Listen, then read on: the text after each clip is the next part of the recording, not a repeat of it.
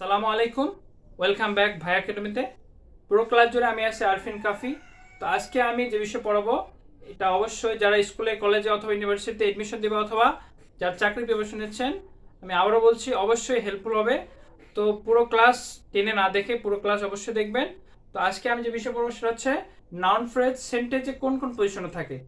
আমরা যদি নাউনের অবস্থান জানি যে নাউন কোন কোন অবস্থানে সেন্টেন্সের মধ্যে অবস্থান করে, কোন কোন পজিশনে, সেক্ষেত্রে নাউন ফ্রেজের অবস্থান আমার জানাটা বা বের করাটা খুবই সহজ। কারণ নাউন ফ্রেজ হচ্ছে এক গ্রুপ অফ ওয়ার্ডস যেটা কি করে নাউনের মতো কাজ করে, অর্থাৎ নাউন যেসব জায়গায় পড়ে সেন্টেন্সে ওই সব জায়গায় কি নাউন ফ্রেজ বলবে। তো চলেন আমরা দেখে নেই নাউন ফ্রেজের অবস্থানগুলো সেন্টেন্সের মধ্যে। যে position of noun phrase in a sentence বা ইন সেন্টেন্স। প্রথমেই যে নাউনের অবস্থান আমরা কি জানি, ভার্বের সাবজেক্ট হিসেবে নাউন বসে, তাহলে কি হবে নাউন ফ্রেজের অবস্থানও কি হবে ভার্বের সাবজেক্ট হিসেবে, অর্থাৎ ভার্বের সাবজেক্ট হিসেবে নাউন ফ্রেজ বসে। যেমন to ride well requires practice,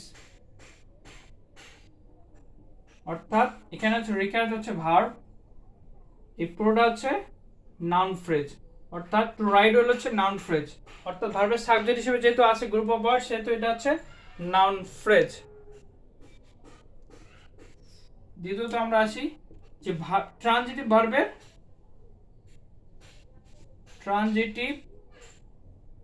ভার্বের অবজেক্ট হিসেবে কি নাউন ফ্রেজ বসে, অর্থাৎ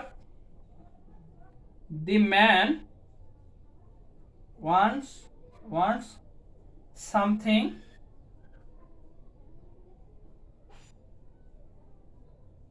two it. The man wants, এখানে ওয়ান হচ্ছে ভার্ব, এই যে পুরোটা হচ্ছে সামথিং টু ইট, এই পুরোটা হচ্ছে ভার্বের অবজেক্ট রূপে আছে, সুতরাং এই সামথিং টু ইট হচ্ছে নাউন ফ্রেজ। এখানে হচ্ছে এটা হচ্ছে নাউন ফ্রেজ, এটা হচ্ছে এখানে সামথিং টু ইট ইট হচ্ছে নাউন ফ্রেজ, অর্থাৎ ট্রানজিটিভ ভার্বের অবজেক্ট হিসেবে। এখানে ট্রানজিটিভ ভার্ব হচ্ছে ওয়ান্টস আর এরপরে অবজেক্ট হিসেবে সামথিং টু ইট। তাহলে হচ্ছে যেহেতু তিনটে ওয়ার্ড একসাথে আছে এখানে something to it group of word, সেহেতু এটা হচ্ছে ফ্রেজ, এবং যেহেতু অবজেক্ট হিসেবে আছে অর্থাৎ নাউনের পজিশনে বসে আছে, অর্থাৎ ট্রানজিটিভ ভার্বের অবজেক্ট হিসেবে আছে, সুতরাং এটা হচ্ছে নাউন ফ্রেজ। থার্ড এক্সাম্পল আমরা আসি ভার্বের কমপ্লিমেন্ট হিসেবে। ভার্বের কমপ্লিমেন্ট হিসেবেও কি বসে নাউন ফ্রেজ বসে। যেমন his profession is teaching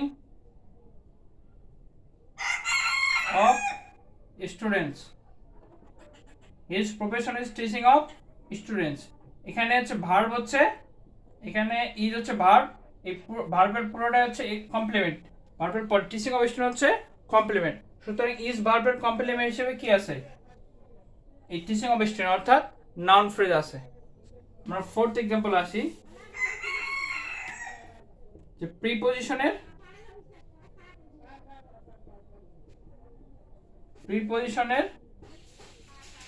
object হিসেবেও কি বসে নাউন ফ্রেজ বসে। যেমন I have no objection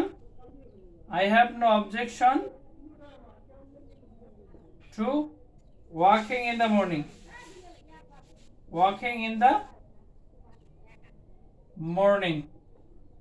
এখানে হচ্ছে ওয়াকিং ইন দ্য মর্নিং, এটা হচ্ছে নাউন ফ্রেজ। কেন এখানে অবজেকশন টু হচ্ছে এখানে প্রিপজিশনের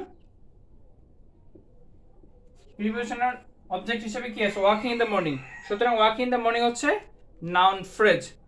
তো আশা করি এই চারটে যে এক্সাম্পল দিলাম এর হচ্ছে যেহেতু নাউন ফ্রেজ নাউনের মতো কাজ করে, অর্থাৎ নাউনের অবস্থানই বসে সেন্টেন্সের মধ্যে, সুতরাং আমরা দেখলাম কি ভার্বের সাবজেক্ট হিসেবে নাউন ফ্রেজ বসে, ট্রানজিটিভ ভার্বের অবজেক্ট হিসেবে নাউন ফ্রেজ বসে। তৃতীয়ত হচ্ছে ভার্বের কমপ্লিমেন্ট হিসেবেও নাউন ফ্রেজ বসে। চতুর্থ হচ্ছে প্রিপোজিশন অবজেক্ট হিসেবেও নাউন ফ্রেজ বসে। তো আশা করি আজকের ক্লাস তোমরা বুঝতে পারছো। তো নেক্সট ক্লাসে দেখা হবে, সেই পর্যন্ত ভালো থেকো।